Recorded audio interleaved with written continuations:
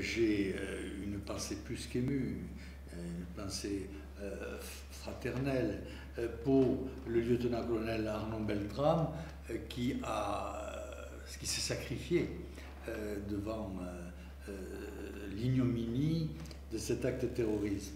Et je voudrais vous dire que, hélas, cela me rappelle d'autres actes terroristes.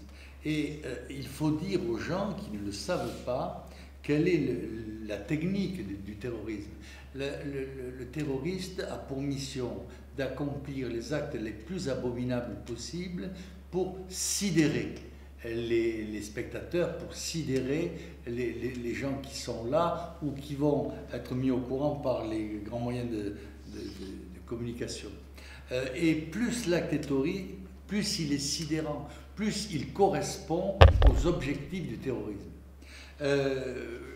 On peut rappeler pour mémoire les éventrements de femmes enceintes, les égorgements systématiques, les ébouillantements des harkis, qui étaient de manière massive tués, et ce qui se passe aujourd'hui, l'égorgement du père Hamel, qui était inqualifiable, aujourd'hui l'assassinat du lieutenant-colonel. Et ce qui est remarquable, c'est de voir que l'ensemble des éléments qui ont pour fonction de lutter contre le terrorisme n'osent pas le faire. Et en fin de compte, s'interdisent l'action et s'interdisent la parole. Or, la première réaction contre un acte abominable, c'est de pouvoir le dénoncer. Or, aujourd'hui, dès que l'on parle, et dès que l'on parle avec du bon sens, on est taxé d'islamophobie, on vous dit pas d'amalgame, et cette maladie mentale frappe l'ensemble des corps qui sont là pour lutter pour la sécurité des citoyens.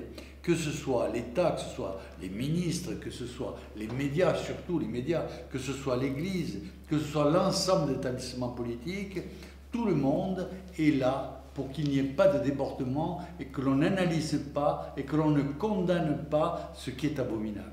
Et c'est ça qui m'angoisse le plus, parce que la force des envahisseurs repose dans la non-réaction des envahis.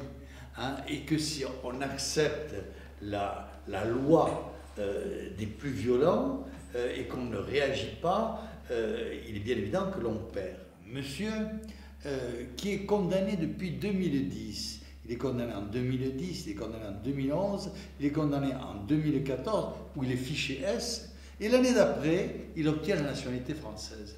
Mais qu'est-ce que c'est que cet État-là qui donne la nationalité française à des gens qui sont fichés comme agitateurs, comme bandits et comme potentiellement terroristes? Et que va-t-on faire?